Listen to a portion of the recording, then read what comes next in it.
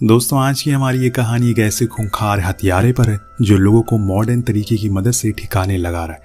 उसके नाम का खौफ पूरे लंदन शहर में हो रखा है और तब उसे दबोचने की जिम्मेदारी मिलती है लूथर नाम के एक मंझे हुए जासूस को। ऐसे में लूथर ये कारनामा कर पाता है या फिर बाकियों की तरह वो भी उसका शिकार बन जाता है। चलिए जानते हैं। कहानी की शुरुआत एक ऑफिस में काम कर रहे लड़के कॉलिन से होती है जो रोजाना की तरह सफाई कर रहा था। तभी उसको एक शख्स की कॉल आती है। वो शख्स कॉलिन को ब्लैकमेल करना शुरू कर देता है। ऐसा लग रहा था मानो उसे कॉलिन के सभी गंदे कांडों के बारे में पता चल चुका है। वो उसे धमकाते हुए कहता है कि 15 मिनट के अंदर अगर उसके बताए हुए पते पर नहीं पहुंचा तो उसके सभी राज से पर्दा उठ जाएगा और सोशल मीडिया पर लोग उस पर थू थू करेंगे। हमें ये तो नहीं पता कि वो कौन सा राज था, लेकिन इस चंद मिनट की कॉल ने कॉलिन की जिंदगी में भूचाल जरूर ला दिया था। वो भागता हुआ उस पते पर पहुंचता है जहां पर उसके सामने एक गाड़ी मौजूद थी। गाड़ी के बगल में एक आदमी पड़ा हुआ था। भरी बरसात में किसी अनजान शख्स को ऐसे गाड़ी में बगल में गिरा हुआ देखकर उसे शक होता है कि यकीनन कुछ न कुछ तो गड़बड़ जरूर है। इसीलिए वो पुलिस को फोन कर देता है, मगर पुलिस को अभी आने में टाइम था और कॉलिन उससे पहले ही गाड़ी के पास जाकर मुआयना करने लग जाता है। अब जैसे ही वो कार के पास पहुंचता है, अचानक ही जमीन के नीचे गिरा शख्स खड़ा हो जाता है और उस पर एक के बाद एक पीछे से वार करता है, जिससे कॉलिन की मौत हो जाती है। अगली सुबह घटनास्थल पर क्राइम ऑफिसर लूथर और उसके सीनियर मार्टिन पहुंचते हैं। गजब बात तो ये थी कि वहां पर कॉलिन था ही नहीं और ना ही वो शख्स था जिसके बारे में उसने फोन में बताया था, बल्कि उस जगह पर एक लड़की की लाश पड़ी थी। तभी वहां पर कॉलिन की मां कॉरिन पहुंचती है और उनके सामने गिड़गिड़ाते हुए कहती है कि उसे लगता है कि उसका बेटा आज भी जिंदा है, प्लीज उसे ढूंढ लो। जिस पर लूथर उसे वादा करता है कि अगर उसका बेटा जीवित है तो वो जरूर उसे ढूंढ निकालेगा, हर कीमत पर, चाहे कुछ भी हो जाए। इसी दौरान हमारी नजर डेविड नाम के आदमी पर पड़ती है जो इन लोगों की बातें काफी ध्यान से सुन रहा था। फिर वो वहां से किसी को कॉल करके कहता है कि इस केस में एक खतरनाक पुलिस ऑफिसर घुस गया है, इसीलिए उसे किसी न किसी तरीके से रास्ते से हटाना पड़ेगा। यहीं पर हमें मालूम पड़ता है कि हमारी कहानी का खूनी कोई और नहीं बल्कि डेविड ही है, जो कि लोगों को शौक के लिए मारता है। जी हाँ दोस्तों, आपने सही सुना। डेविड बहुत ही अमीर है और उसके पास धन और दौलत की कोई कमी नहीं है। बस उसके अंदर एक कमी है, वो एक साइकोपैथ है जिसे लोगों को ब्लैकमेल करके तड़पा तड़पा कर मारने में बहुत मजा आता है। वो जानता है कि लूथर कितना बेहतरीन ऑफिसर है, इसीलिए उसे रास्ते से हटाने के लिए उससे जुड़ी सभी जानकारियां मीडिया को सौंप देता है। ये लूथर से जुड़े वो कारनामे थे जिनकी बदौलत उसने कई बार गैर कानूनी ढंग से केसेस को सॉल्व किया था। अब मीडिया लूथर की इन काले कारनामों को सरेआम टीवी पर दिखा देती है, जिसकी वजह से उसकी इज्जत की काफी किरकिरी होती है और पुलिस उसे जेल भेज देती है। मतलब अब डेविड का रास्ता साफ हो चुका है। इधर जेल में लूथर को काफी चौकन्ना रहना पड़ता है, क्योंकि यहाँ पर आधे से ज्यादा कैदियों को खुद उसने ही जेल में भेजा है, जिसकी वजह से हर कोई उसके खून का प्यासा है। ऐसे में एक दिन जब लूथर नहा रहा होता है, तभी कुछ कैदी आकर उसके पीछे से उस पर वार करते हैं। उसे काफी चोट पहुंचती है। अब लूथर समझ चुका था कि जेल में उसे कितना खतरा है। कुछ दिन बाद हम देखते हैं कि कॉरिन के पास एक कॉल आता है। उसे लगता है कि ये उसका बेटा है, जो रो रो कर उसे एक जगह पर उसकी जान बचाने के लिए बुला रहा है। वो बिना कुछ सोचे समझे उस जगह पर पहुंच जाती है और अपने बेटे को बार बार कॉल करने लगती है। फोन तो रिंग हो रहा था, लेकिन कोई उसे उठा नहीं रहा था। कॉरिन फोन की घंटी का पीछा करते करते एक कमरे में जाती है और वहां जो उसे दिखता है उसे हम सभी के होश उड़ जाते हैं। वहां पर कॉलिन की लाश लटक रही थी। लेकिन दोस्तों, यहाँ पर सिर्फ कॉलिन की लाश नहीं, बल्कि हमें कई और लोगों की लाश लटकते हुए दिखाई देती है, जिनके परिजन कॉलिन की तरह यहाँ पर बुलाए गए थे। सभी माता पिता अपने बच्चों को यूं लटकते हुए देखकर काफी रोते हैं। उन्हें यकीन ही नहीं होता कि उनके बच्चों की अब मौत हो चुकी है। वो सभी बेहद सदमे में थे। वहीं घर के बाहर खड़ा डेविड चीख पुकार सुनकर काफी खुश हो रहा था। उसे एक तरह से संतुष्टि मिल रही थी माँ बाप की चीखों पर, और यही उसका पागलपन है। अब जब उसका पेट इससे भी नहीं भरा तो वो उस घर में आग लगा देता है, जिससे कि सारी लाशें जलने लगती है। उनके परिजन आग की मोटी मोटी लपटें देखकर घबरा कर भागने लगते हैं। अब सुबह होती ये खबर आग की तरह पूरे शहर में फैल जाती है। दमकल की गाड़ियां साथ साथ लूथर की जगह इस केस को संभाल रही ऑफिसर रायने और उनका साथी मैक्स भी वहां पहुंचता है। वहीं दूसरी तरफ जेल में बैठे लूथर को भी घटना के बारे में खबर लग जाती है। सारी लाशों की तफ्तीश करने के बाद रायने को मालूम पड़ता है ये सभी लोग कई कई महीने से गुमशुदा थे। वही एक डेड बॉडी तो ऐसी थी जिसे लोगों ने 11 साल पहले ही मरा हुआ घोषित कर दिया था। ये सब देखकर रायना को समझने में देर नहीं लगती कि हथियारा एक मजा हुआ खिलाड़ी है और उसके पास बेइंतहा पैसा है, जिसकी मदद से वो ये सब कारनामे को अंजाम दे रहा है। उधर जेल में लूथर को एक खत मिलता है जिसमें एक नंबर लिखा हुआ था, जो कि किसी रेडियो फ्रीक्वेंसी का नंबर था। जब लूथर रेडियो में उस नंबर को सेट करता है तो उसमें डेविड की आवाज़ आती है। वो बताता है कि जिस शख्स की तुम्हें तलाश है वो मैं हूँ। मैं हर दम तुम्हारे पास ही रहा हूँ, लेकिन तुम्हारी सबसे बड़ी गलती ये है कि तुम कभी भी मुझे पहचान नहीं। और मैं उन सभी लापता लोगों को मारने में कामयाब हुआ। इसी दौरान हम देखते हैं कि जेल का गार्ड लूथर के पास आता और उसे बताता है कि उसे कोई मिलने के लिए आए। दरअसल ये कोई और नहीं बल्कि कॉलिन की माँ कॉरीन होती है, जो लूथर को उसका वादा याद दिलाने आई थी। वो लूथर से कहती है कि ये तुम्हारी जिम्मेदारी थी कि तुम मेरे बच्चे को बचाओ, मगर तुम उसे ढूंढ नहीं पाए। और ये कहकर वो वहां से वापस बाहर आ जाती है। ये बात लूथर को अंदर से झकझोर देती है कि वो एक माँ से किया हुआ वादा निभा नहीं पाए। वहां बाहर उसके साथ डेविड को देखते हैं। डेविड कॉरीन के सामने अपना नाम बदलकर उसका दोस्त बन चुका था और डेविड ने ही उसे लूथर को बुरा भला बोलने के लिए उकसाया था। यहाँ कॉरीन की बातें सुनकर लूथर को काफी अफसोस होता है। चुपके से वो अपना फोन निकालकर रायने को कॉल लगाता है और इस केस में उसकी मदद करने के लिए कहता है, परंतु रायने उसके लिए मना कर देती है। उल्टा उसे कहती है कि उसे किसी मुजरिम को पकड़ने के लिए किसी दूसरे मुजरिम का सहारा नहीं चाहिए।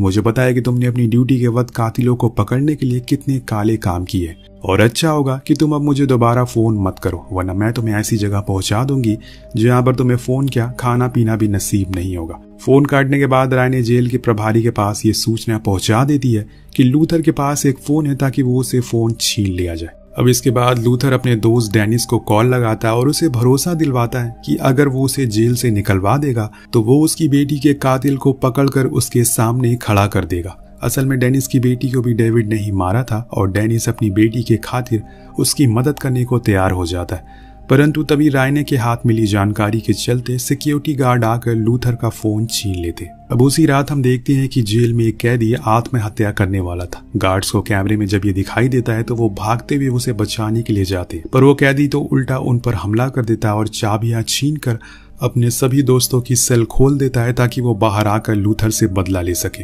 आखिरकार वो दिन आ जाता है जिसका लूथर को डर था।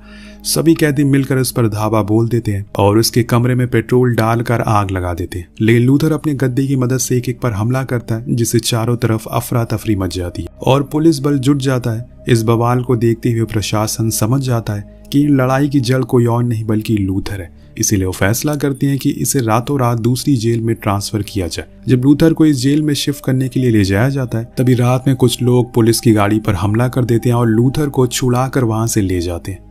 वेल दोस्तों, ये गैंग किसी और की नहीं बल्कि डेनिस की होती है। वही हम डेविड को देखते हैं जो अपने हाथों में फूलों का एक गुलदस्ता लेकर कमरे के अंदर दाखिल होता है जहाँ एक औरत बैठी हुई है और उसका पूरा चेहरा जला हुआ है। हम जान पाते हैं कि यह महिला कोई और नहीं बल्कि उसकी खुद की पत्नी है। हैरानी की बात तो ये थी कि अपनी पत्नी का ये हाल खुद डेविड ने किया था, क्योंकि उसने एक फ्रेंच आदमी के साथ संबंध बनाकर उसे धोखा दिया था, जिसका पता चलते ही डेविड ने सबसे पहले उस आदमी को मौत के घाट उतार दिया और फिर अपनी पत्नी के चेहरे पर तेजाब फेंक दिया ताकि वो दोबारा कभी ऐसी कोई गलती ना कर पाए। तो आप समझ गए होंगे कि उसकी दिमागी हालत किस कदर खराब हो चुकी है। अब डेनिस लूथर को उसकी जरूरत की सारी चीजों की मुहैया कराता है, साथ ही साथ उसे पुरानी कार भी देता है, जिसके बाद लूथर कपड़े बदलकर उस सन की हथियारे की तलाश में निकल जाता है। इधर रायना को भी मालूम पड़ जाता है कि लूथर जेल से भागने में कामयाब हो चुका है। वो फौरन भाग के लूथर के साथ ही मार्टिन के पास जाती है और उससे कहती है कि हमारे लिए लूथर को पकड़ना बेहद जरूरी है, वरना इस केस को वो और पेचीदा कर देगा।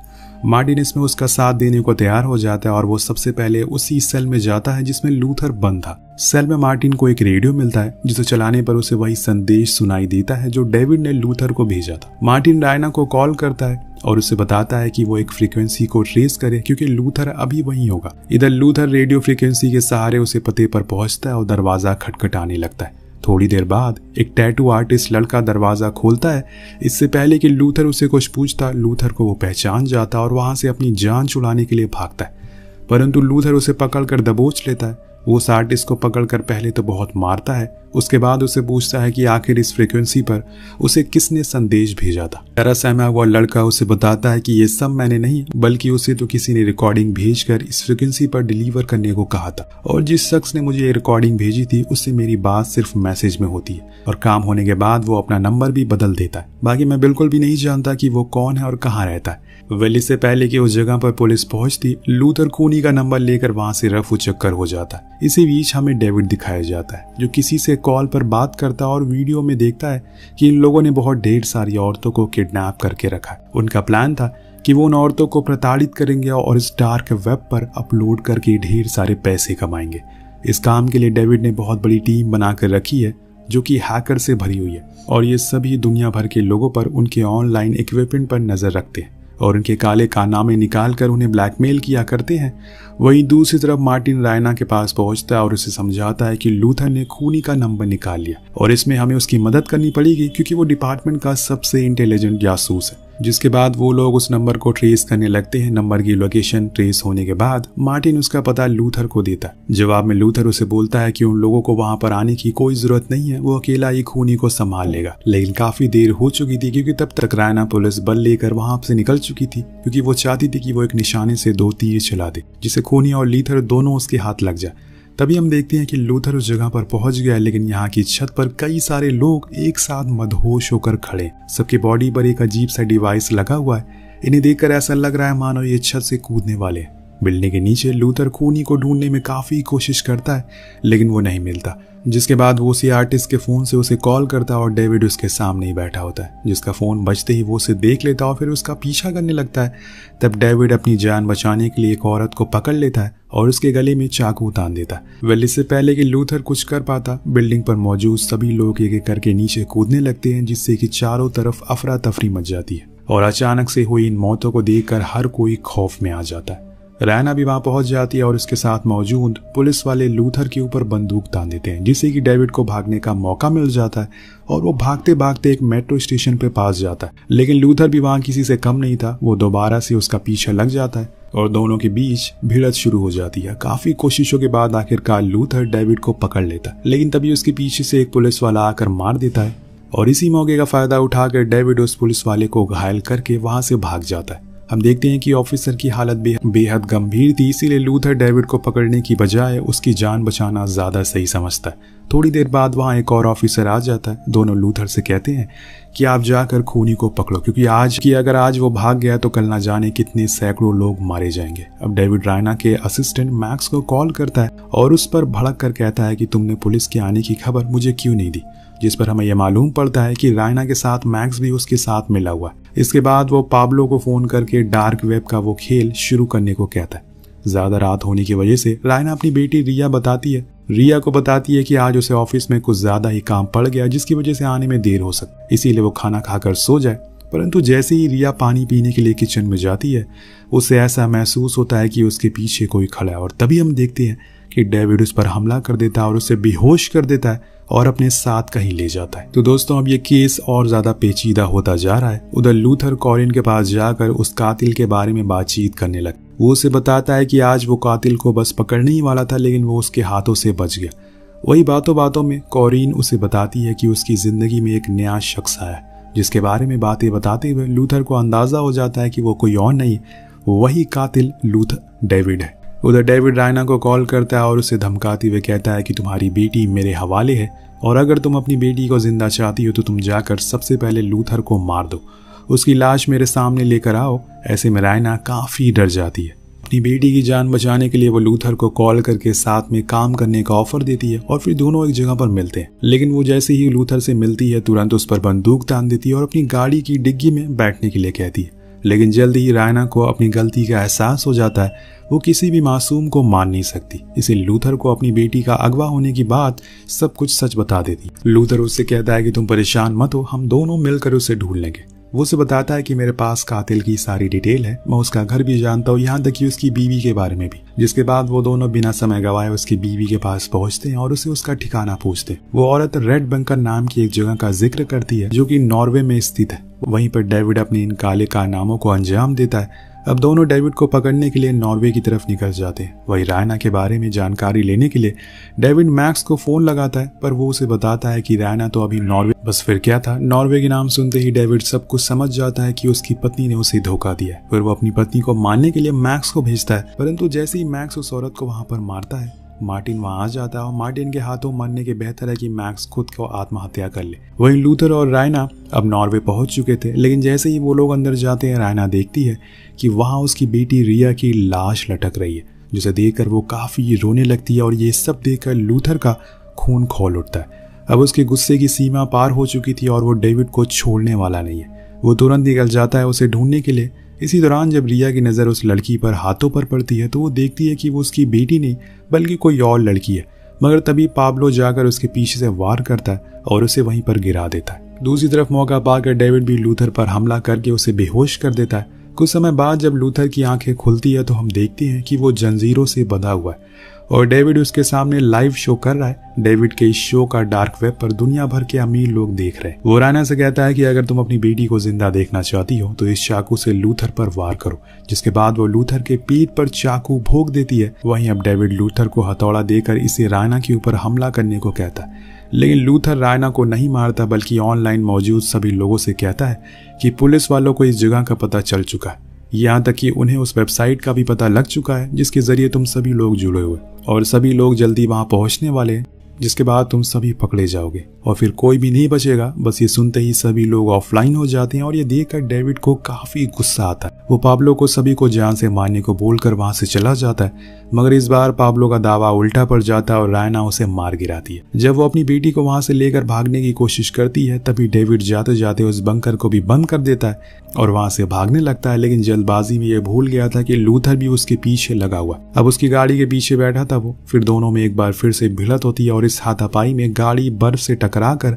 एक नदी में गिर जाती है। दोनों डूबने लगते हैं, लेकिन इस दौरान लूथर डेविड को फोन लेकर बंकर के सभी रास्ते खोल देता है। अब दोस्तों पानी इतना ठंडा था कि उसे बचने का बिल्कुल भी उम्मीद नहीं थी। यहाँ तक कि डेविड ने तो कब का दम तोड़ दिया था और लूथर की भी जान जाने वाली थी, पर तभी वहां पर कुछ डाइवर्स आ जाते हैं और उसे बाहर निकाल लेते हैं। इसके बाद हम देखते हैं कि लूथर गुनहगार होने की वजह से जेल में था। उसकी वहीं पर इलाज चल रहा था। हालांकि उसने इस महान काम की वजह से उसे सजा कम हो जाती है, लेकिन अब वो पुलिस वाला नहीं रहेगा। तभी हम देखते हैं कि उसके घर के बाहर ढेर सारी गाड़ियां आकर रुकती है, जिसमें से MI5 के चीफ उतरते हैं और उसे अपने साथ काम करने का ऑफर देते हैं, जहां हमें ये पता चलता है कि अब लूथर अपने आगे आने वाले सभी काम MI5 के लिए करेगा और एक तरह से उसका प्रमोशन हो चुका है। जिसके बाद ये कहानी यहीं पर खत्म हो जाती है। आपको कहानी कैसे लगी नीचे कमेंट करके जरूर बताएगा। मिलते हैं अगले वीडियो में। Peace out.